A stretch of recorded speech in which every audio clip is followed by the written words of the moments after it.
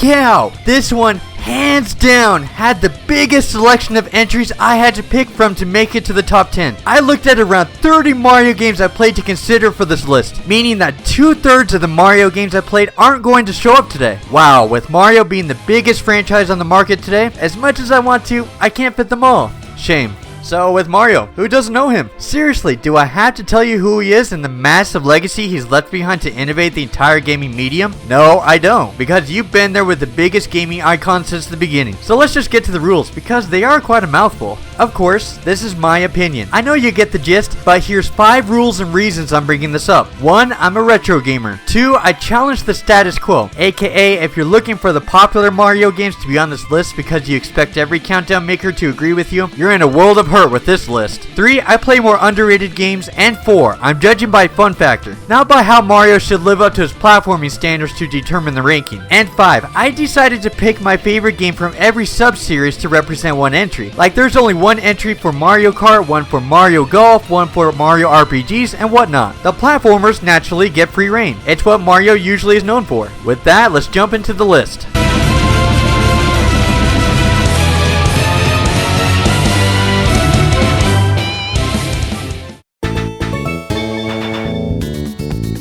So with every sub-series entry, I'll be mentioning the runner-up. Yep, so Mario Kart starts and ends with this entry right here. So after that, we're going off-road for the rest of the list. Mario Kart DS had the most content I've ever seen out of a Mario Kart entry to date, with 32 courses, a lot of events and unlockables, and had massive 8-player computer battles. But the Mario Kart that won barely beat it just by sheer fluidity alone, and it is Mario Kart Double Dash.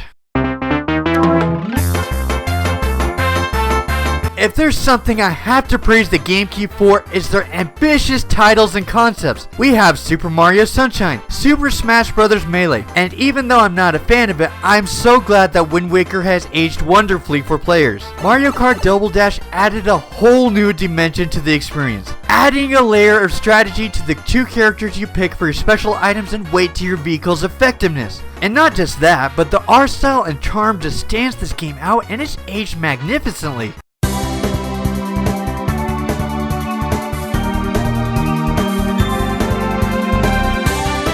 Along with that, everything's more balanced out from Mario Kart 64. The rubber band AI is drastically reduced, thank goodness. And now computers resort more to items to catch up. The special items, in my opinion, feel really balanced and practical in different ways to keep the game engaging and very diverse. And the courses and musical tracks, gotta give Baby Park and Rainbow Road props for being my favorites in the series. I know Nintendo innovates new things with every new Mario Kart, some working and some not working. But for this case, I say the ambition and execution really stamps out the contest of the other games. And that's why I love it.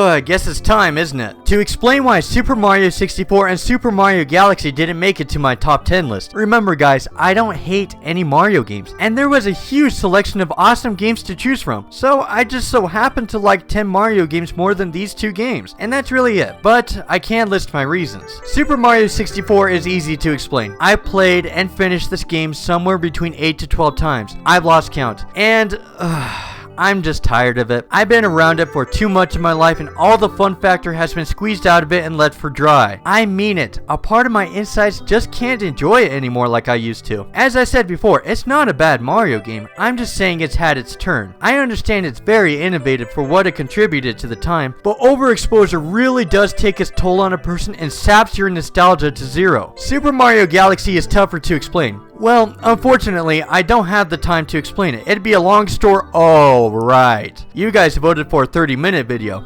Well, okay then. I guess that means I can pull out all of my cards. Hey, countdown. Freeze! Okay then, let's go.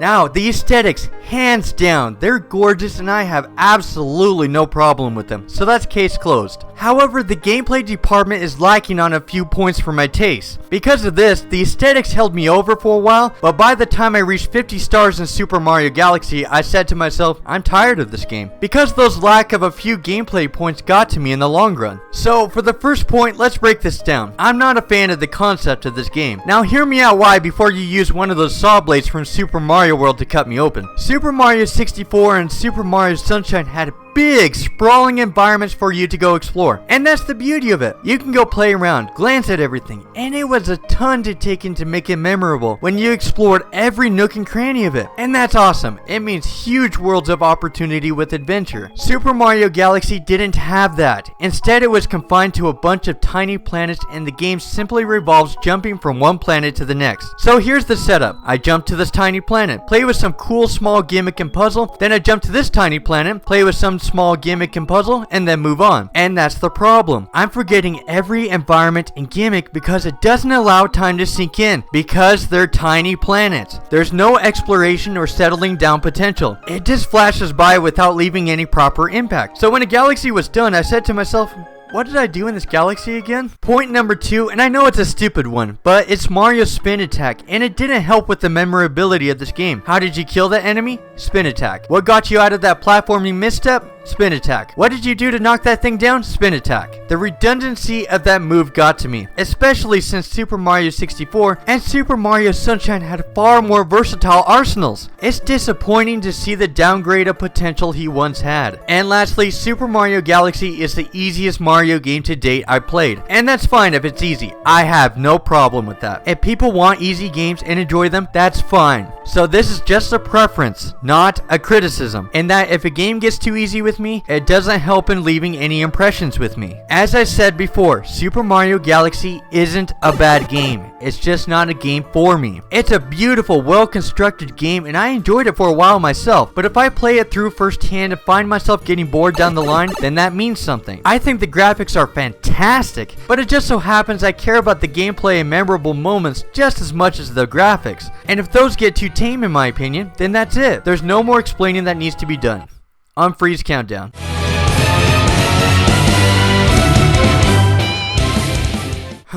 This reminds me of why I was disappointed with Link Between Worlds. Maybe I really don't like being rushed through exploration games, I guess. Oh, right. So now we finally come to my number 9 rank, Super Mario Sunshine. I love the beach. I love it so much. This place right here is my favorite location in Mario, hands down, and no one will convince me otherwise. Everything's so bright, lively, and full of detail that just floods the immersion quota. I honestly like that there are fewer worlds than Super Mario 64, with more star concentration per world. It adds a lot of time to get to know and explore more of its worlds. I think that's awesome. I think the versatility works extremely well with Mario's natural abilities as a platformer being enhanced by FLUDD's abilities. Mario is a platformer after all, so to me, add on something that skyrockets that potential and it makes for a really fun Mario game in my opinion. And I know I could look deeper like some and find some excuse not to like him, but I'm having way too much fun with it gameplay wise not to worry about all the other stuff. If it's fun, that's all I need to know. I think you get the picture, but let's address its negatives. The voice acting and story, I don't really care about that. Doesn't affect the gameplay at all, so that's okay with me. The physics with the game, like the pachinko machine and the poisonous river, yeah, I agree. They're pretty nasty, but they're optional, so I can avoid those. Now, when it comes to the blue coins, I actually love those because it encourages exploration, which is something I personally appreciate to get more shine sprites. Plus, you can just have fun with the expansive level design whenever you just want to goof off. Overall, Super Mario Sunshine is an ambitious project that'll work for some and for others it won't. And that's okay if it's not for you and I respect your opinion. But for me, I guess I love water so much that I have a nostalgia bias for it. Hey, I'm not afraid to admit it.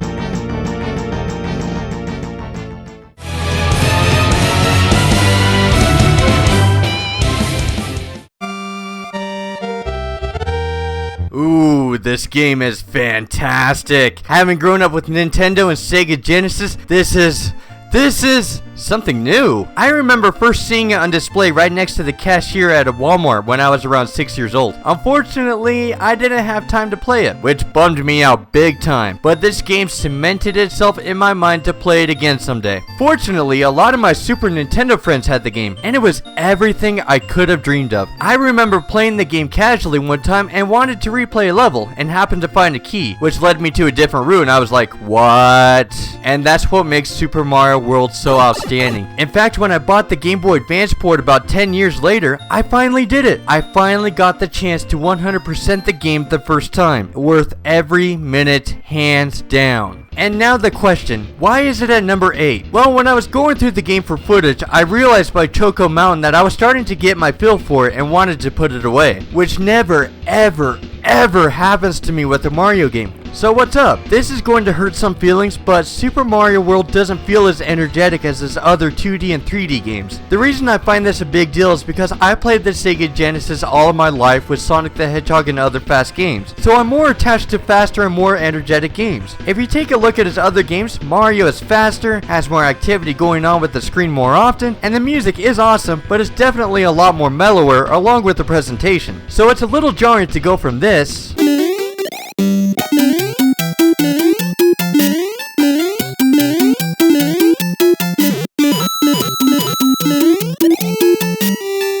to this.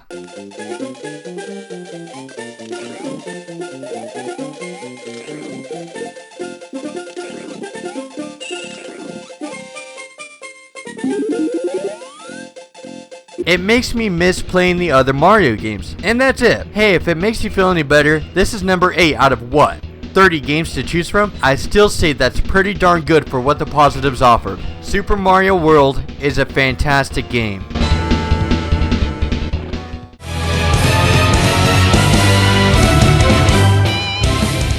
You guys ready for the first underrated game? Well, it kind of is and kind of isn't. See if you can recognize this music. I will be so amazed if someone knows about it.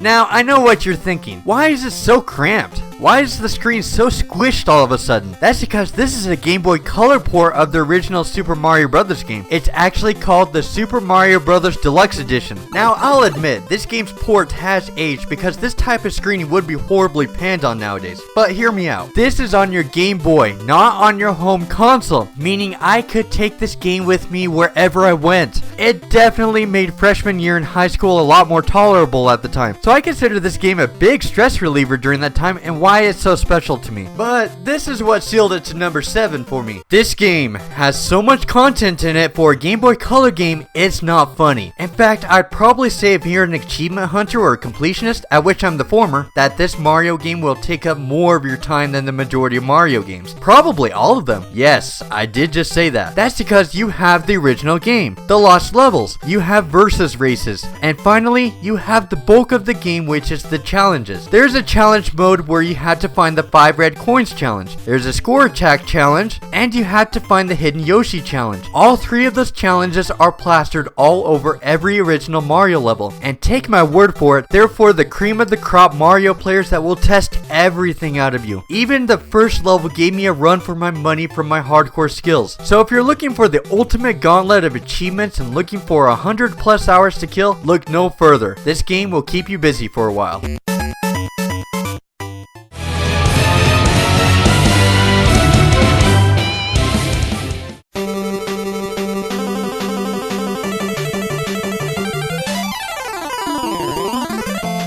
Chip 'n Dale Rescue Rangers is a big time favorite of mine from the Nintendo, and that's because it incorporates 2 things I love. It involves tactics and it involves platforming. Combine those 2 and you get a tactical platformer. I really love the concept of interpreting threats, obstacles, and puzzles at a moment's notice. It's fun and keeps the game suspenseful. So the Mario game I have at number 6 is the tactical platformer of the bunch, Super Mario Bros. 2.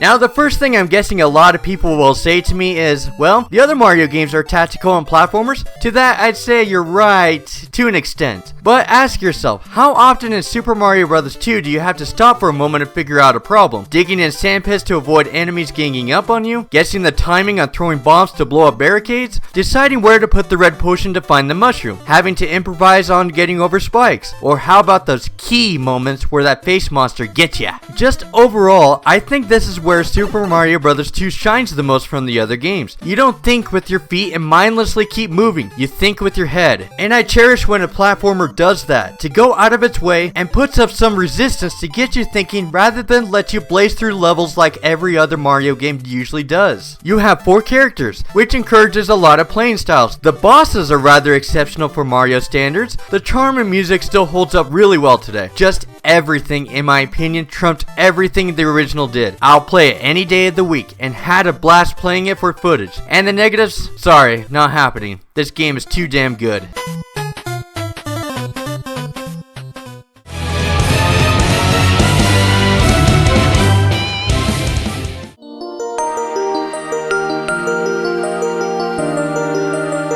Ugh, I wanted to put the runner-up to the RPG genre on this list so bad it makes me... Why are Mario RPGs so freaking awesome? But rules are rules. My honorable mention is Paper Mario: The Thousand Year Door. Well, if I squeeze that game as an exception to the list, then half of this list would be clustered with RPGs. I don't have time to cover all of its positives, but I'll sum it up with this sentence. I adore everything about this game. That's the final line I'll say about it. So what beat it? Mario and Luigi. You're going to destroy the whole planet, Father! You've got to stop it! Trunks, let's go! Final Flash!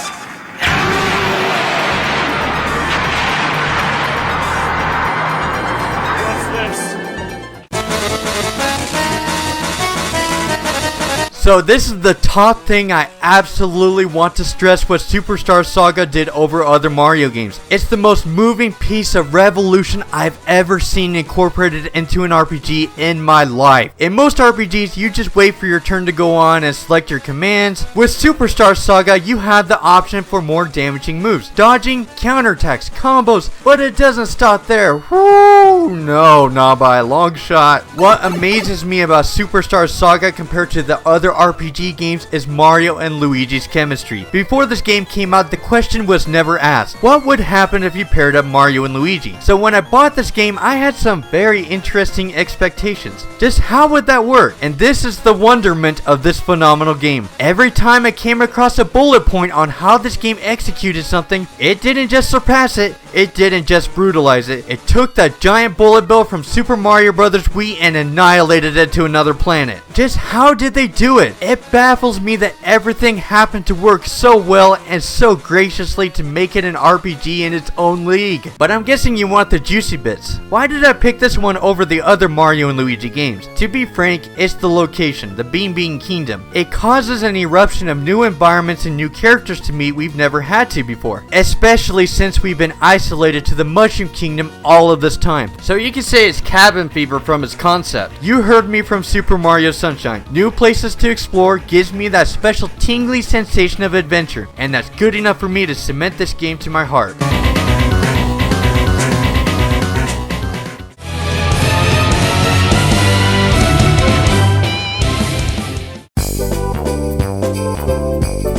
Call this an unpopular opinion, but I happen to love every Mario Party game to date. I was going to choose a runner-up, but I find myself having too much fun with them to compare them to one another. They each kind of have their shares of pros and cons, but I will admit that if I had to choose one, it would be Mario Party 3. Now what? You put Mario Party up this high? Yes, I can. Now I can sit you down like a kid and go into the whole, oh, it's a board game mechanic lecture, but I won't do that because it's disrespectful. But instead, I'm going to take this countdown in a direction you will never hear from another countdown maker in your life. I don't like winning. Whew! I thought the world would cave in or something. Well, at least this countdown did because there's no footage. Lovely in here, isn't it? In all seriousness, let's talk about Journey. It's a good game. It's a graphical beauty, but I was disappointed with two things: the short length and the 100% win rate. Since I have hardcore gaming ethics, a large part of my fun from video games is the energy of survival. If there's a 100% win rate, meaning there's no chance of death, there's no suspense, there's no adventure, no energy, which equals to me no fun. Some people will say, but the game is gorgeous, and to that I say, I don't care. Looking at things isn't hard work. I have a natural work ethic quota I need to have in my video games with my hands to enjoy them. This is the same reason I'm not a fan of Super Mario Bros. 64 anymore and a few other games. I've beaten the game to a bloody pulp. So that has a 100% win rate too, because I know it too well. Just like before, there's no suspense of ever losing, no adventure, and no energy, meaning no fun. I need the possibility of losing in video games to make my blood flow. That's just the way it is. As I said before, winning provides no fulfillment if you can do it every single time. There's nothing spontaneous or adventurous that comes out of it, which conflicts with my enjoyment with video games. Now, I know that this is an awkward entry, but that's really the reason I love Mario Party 3 at the end of the day. I could talk about its features, but this is why I simply adore Mario Party in general. You don't always win. The game is always unpredictable, so the win rate gets random. So that keeps my brain alert. It keeps my strategy skills sharpened. And it's hard work. You have to actively keep working to put the luck in your favor as much as you could. For me, it's the thrill of the spontaneous adventure, and that's all I need to say about it.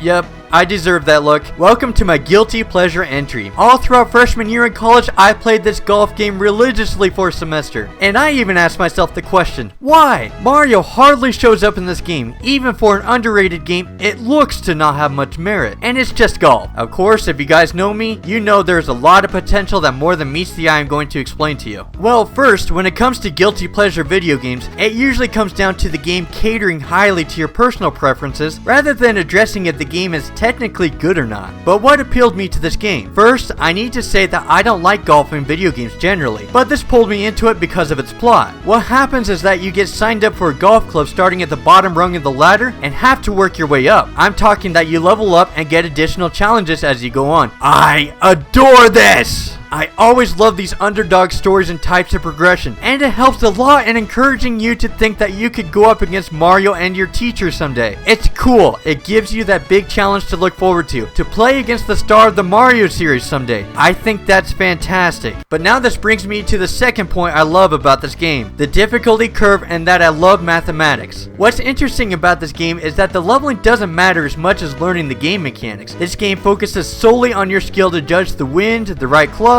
the top spins and back spins. Let's just say that the appeal to this game is continually getting more comfortable with the game rather than relying on leveling up that makes you better. What's interesting to me about this concept is that you're never limited. You can play at your full potential from the get-go, which is awesome. I've never seen RPG elements work like that, ever. I think it's brilliant. Other things I like, that there are 4 options and challenges with 5 different sets of courses, that you have a partner for doubles play, that there are side quests that you can upgrade your clubs and level your character up, gotta give props to that. Love the graphics and story build up, it's a masterpiece for my personal taste in video games. And I understand if it's not your thing, that's how guilty pleasures work. They satisfy for the personal levels, and not usually for the public's expectations.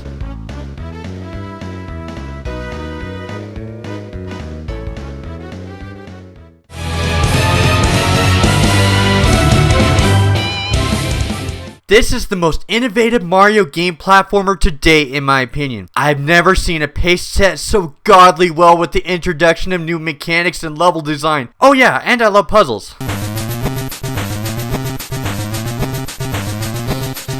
I don't know where to start with this game. Just like Superstar Saga, how did they do this? How did they squeeze all of this overwhelming content onto a Game Boy cartridge system? It just makes me... I don't know how they did it. I don't know how they made 101 levels, these outstanding gimmicks that keep changing, the varied environments and enemies, the large array of puzzle mechanics, but it made me a very happy child growing up with this game. Some could say I have nostalgia bias, and to that I say, yes I do. So what this game is that it reflects off of the original Donkey Kong, but it expands on it a big deal, where the objective of the game is to chase Donkey Kong through several worlds to get the princess back. However, there's a catch. You have to travel through levels and find the key in each level, venturing through the enemies, gimmicks, traps, and environmental hazards, and then reach the door with the key to unlock it, and chase Donkey Kong further. Every 4 levels you get into a confrontation with Donkey Kong. Now, as I said earlier, what makes this game shine in its originality department is its creativity with its puzzles. There are constantly new things being introduced to you to keep the game fresh and very engaging at all times. What also helps is that, remember what I said that you're at your full potential Mario Golf Advanced Tour? The same thing applies here. You can experiment and learn your true potential, and you have access to it at all times for some very smooth controls to get around the levels. But I do have to be fair. Is this game for everyone? And I have to say, no. I have to admit that when World 2 starts, that the puzzles will start to get difficult to new players. So I don't recommend this game for those who just aren't into puzzle games. And let's face it, not everyone likes puzzle games. If what you're seeing looks promising and fun, definitely check it out. If not, then the game isn't for you. And well, with this being my number 2 game, it's aged very well in my time playing Mario.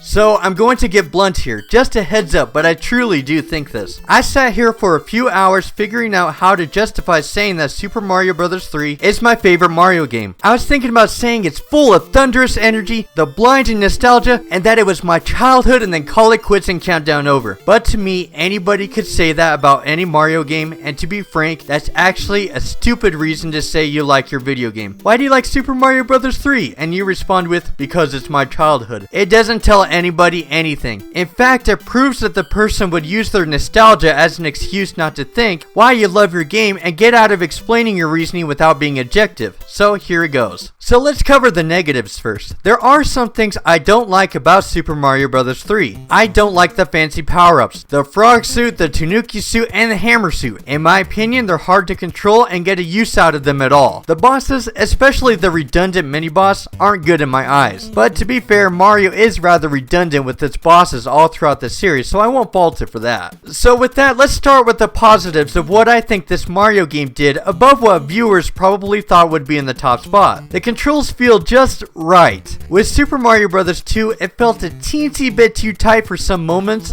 and with Super Mario World, it felt a teensy bit too floaty. I feel like I have complete control of Mario's momentum, jumping, and attacks in this game. This is also the game that feels to me has the right difficulty swerve that it should take compared to other games. And well, when I went through Super Mario World and Super Mario Galaxy and their secret worlds, this is just from my side, but I didn't lose a single life. I don't think the difficulty has aged well in those games for veteran players, at which I am. Super Mario Bros. 2 I felt got too tough too fast. In fact, I got a game over at this boss for footage and it bummed me out. Super Mario Bros. 3 I feel climbs its difficulty just right. And for me, it starts to get difficult at the end of World 5 where I started to lose some lives. And I guess the last reason I have is the aesthetics for the game, and this is different from person to person and from game to game. I like how this game looks. I like how Mario looks. I like the solid objects. I like the outlines. I like the textures. I like the background features. I like the cartoonish look. It just all screams retro and eye-catching to me. Now, I may have made some comparisons to other Mario games, but don't come to the conclusion that I'm hating random Mario games. I'm simply explaining why Super Mario Bros. 3 is a little more special to me than the others, but I still love all of these Mario games. Should I judge you if you say you adore Super Mario World more than Super Mario Bros. 3 because of its secret levels with the keys? No, I shouldn't, because at the end of the day, I know you aren't hating Super Mario Bros. 3. You're simply explaining why Super Mario World is more special to you, and that's what I'm doing here. I respect which Mario games you like and which ones you prefer over other games. And for me, I happen to like Super Mario Bros. 3. It is my favorite Mario game.